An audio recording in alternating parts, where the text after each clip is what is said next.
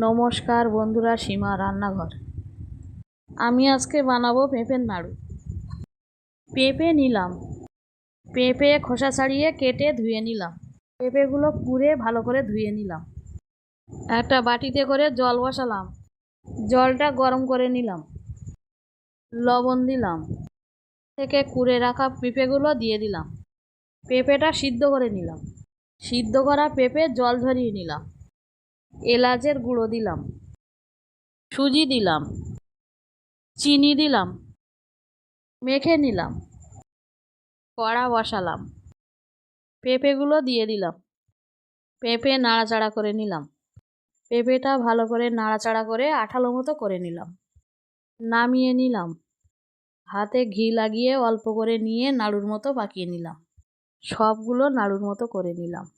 পেঁপের নাড়ু ভালো লাগলে লাইক, সাবস্ক্রাইব, কমেন্ট, শেয়ার করুন। ফ্যান্টাস্টিক।